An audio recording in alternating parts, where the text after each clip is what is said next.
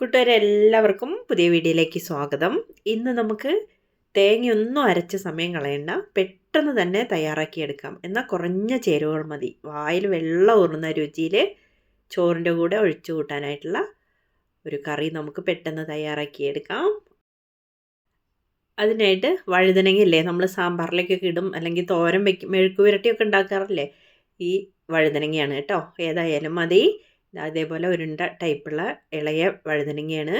അത് ഞാനൊന്ന് കഴുകിയിട്ട് ഇതേപോലെ റൗണ്ടായിട്ടൊന്ന് കട്ട് ചെയ്തു കേട്ടോ. കട്ട് ചെയ്യണതൊക്കെ അപ്പോൾ ക്യാമറ ഓൺ ആക്കിയില്ലേ ആ സമയം ഇതേപോലെ കട്ട് ചെയ്ത് വെച്ചിട്ടുണ്ട്. കൂട്ടുകാരെല്ലാവരും വീഡിയോ ലൈക്ക് ചെയ്ത് കാണണം. സബ്സ്ക്രൈബ് ചെയ്യാത്തവർ ചെയ്ത് സപ്പോർട്ട് ചെയ്യാൻ മറക്കില്ലേ കേട്ടോ. ഇനി നമുക്ക് ഈ വഴുതനങ്ങ പീസാക്കി വെച്ചത് വെള്ളത്തിലിട്ടിട്ട് അതിൻ്റെ കറയൊന്ന് കളഞ്ഞ് വെള്ളം വാർന്ന് എടുത്തതിന് ശേഷം ഫ്രൈ ചെയ്യാനുള്ള മസാല ചേർത്ത് കൊടുക്കാം. സിമ്പിളാണ് കേട്ടോ. കുറച്ച് ഉപ്പും കുറച്ച് മുളക് പൊടിയും കുറച്ച് മഞ്ഞൾപ്പൊടിയും മാത്രം മതി. എരിവ് അവരവരുടെ ഇഷ്ടം പോലെയൊക്കെ ചെയ്യാം, എന്നാലും കൂടുതൽ പൊടികൾ ഇടണ്ട കേട്ടോ. നമ്മൾ എണ്ണയിൽ ഇത് ഫ്രൈ ചെയ്തെടുക്കുമ്പോഴേ പൊടിയൊക്കെ വേറെ ആയിപ്പോവും.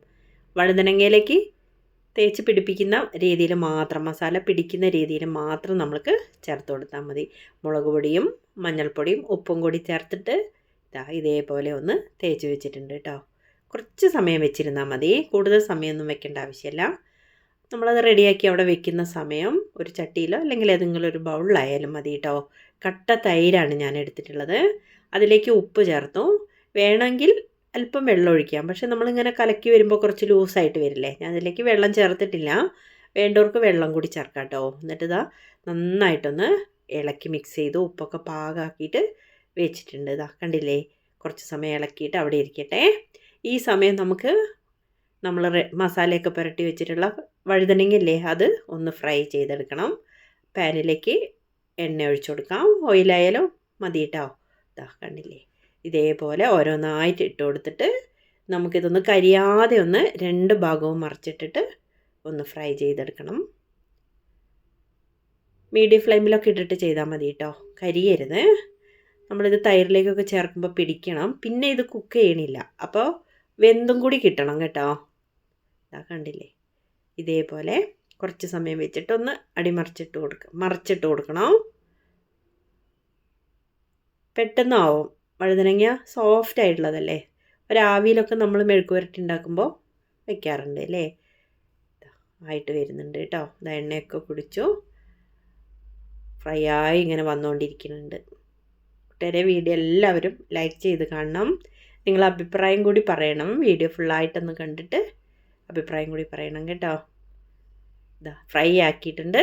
ഇനി നമുക്ക് നമ്മൾ കലക്കി റെഡിയാക്കി വെച്ചിട്ടുള്ള തൈരിലേക്ക് ഈ ഫ്രൈ ചെയ്ത് വെച്ചിട്ടുള്ള വഴുതനങ്ങ ഇട്ട് കൊടുക്കാം കേട്ടോ. അതിലുള്ള ഓയിൽ വേണമെങ്കിൽ ചേർത്തും കൊടുക്കാം, കുഴപ്പമൊന്നുമില്ല. ടേസ്റ്റൊക്കെ കൂടുതൽ കിട്ടും. ഇതിൽ മഞ്ഞൾപ്പൊടിയും മുളക് പൊടിയൊക്കെ കുറച്ച് സമയം ഇരുന്നാലാണ് തൈരിലേക്ക് ഇങ്ങനെ ഇറങ്ങി വരിക. തൈരിലെ ഉപ്പും തൈരിൻ്റെ പുളിയൊക്കെ ഈ വഴുതനങ്ങയിലേക്ക് പിടിക്കട്ടെ. പതുക്കെ ഒന്ന് മിക്സ് ചെയ്ത് കൊടുക്കാം കേട്ടോ.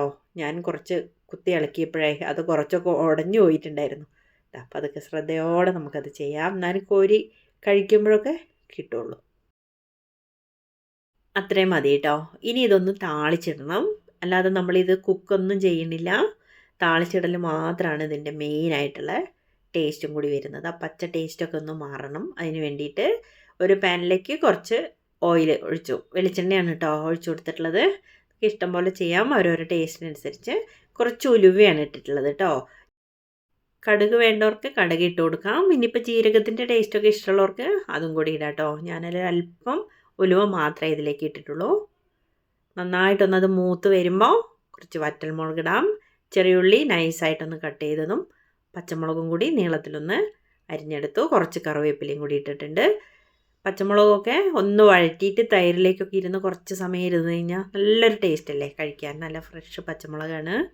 നല്ലപോലെ ഒന്ന് മൂപ്പിച്ചെടുക്കണം, കരിയൊന്നും വേണ്ട. നന്നായിട്ടൊന്ന് മൂപ്പിച്ചെടുത്തതിന് ശേഷം നമുക്കിത് തൈരിലേക്ക് ചേർത്ത് കൊടുക്കാം കേട്ടോ. അത്യാവശ്യം മൂത്ത് വരുമ്പോൾ അതിലേക്ക് ഒരല്പം മഞ്ഞൾപ്പൊടിയും കുറച്ച് മുളക് പൊടിയും ഞാൻ ചേർത്തു. അത് വീഡിയോയിൽ വന്നില്ല കേട്ടോ. ഒരല്പം ഒരു കളറിന് വേണ്ടിയിട്ട്, കളർ ചേഞ്ച് ആയത് കണ്ടില്ലേ വറവിലേക്ക്. അപ്പോൾ നല്ലൊരു ടേസ്റ്റാണ് അതിലേക്ക് തൈരിലേക്ക് ചേർക്കുമ്പോഴേ. കണ്ടോ, നന്നായിട്ട് മൂത്ത്. ഇത്രയും മതി കേട്ടോ. ഇനി നമുക്ക് റെഡിയാക്കി വെച്ചിട്ടുള്ള തൈരിലേക്ക് വഴുതനയിലേക്കും നമുക്കിത് ചേർത്ത് കൊടുക്കാം. എന്നിട്ടൊരല്പം സമയം കഴിഞ്ഞിട്ടൊന്ന് ഇളക്കി യോജിപ്പിച്ച് കൊടുത്താൽ മതി. ആ വറവിൻ്റെ ടേസ്റ്റും ഉലുവയുടെ ടേസ്റ്റും ഒക്കെ തൈരിലേക്ക് അങ്ങ് കിട്ടട്ടെ കേട്ടോ. കുറച്ച് കഴിഞ്ഞ് നമ്മളൊന്ന് ഇളക്കിയെടുത്ത് നോക്കൂ. സൂപ്പർ സിമ്പിളായിട്ടുള്ള ടേസ്റ്റി ആയിട്ടുള്ള ഒരു കറിയാണ്. വഴുതനങ്ങയൊക്കെ ഇഷ്ടപ്പെടാത്തവർക്ക് ഇങ്ങനെ സിമ്പിളായിട്ടൊക്കെ ചെയ്യാം. എല്ലാവരും ഒന്ന് അഭിപ്രായം പറയണേ. കുറച്ച് സമയം വെക്കുമ്പോഴാണ് കേട്ടോ ഈ കളറായിട്ട് വന്നിട്ടുള്ളത്. എല്ലാവരും ഒന്ന് ഉണ്ടാക്കി നോക്കൂ. വീണ്ടും നമുക്ക് മറ്റൊരു വീഡിയോയുമായി കാണാം കേട്ടോ.